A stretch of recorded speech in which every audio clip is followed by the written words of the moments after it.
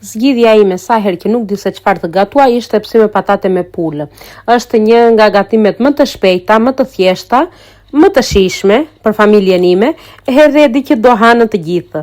Ndaj edhe e përgatit kur mbetem nga i det, nuk di se çfarë të gatuaj. Si shikoni preva patate të holla, gjoksin e pulës e mora kështu të gatshëm të prerë, që të mos rria ta pres edhe se e kam shumë inat kur e prek pulën me dorë.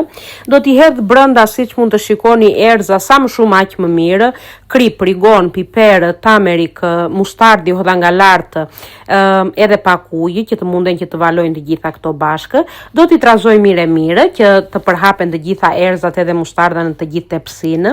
Edhe siç mund të shikoni, do ta vendosim siç është kështu, do ta vendosim në furrë.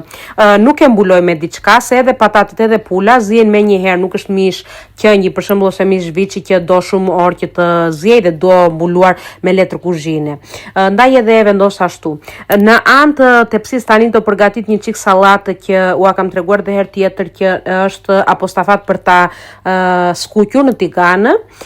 Unë i hodha një çik soja sos edhe krip piper, po mund të hini çfarë ashtu të doni juve nga lartë.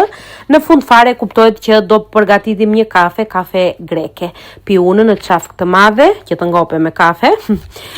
Derisa të përgatitet tepsia, siç mund të shikoni, tepsia është gati, edhe sallata.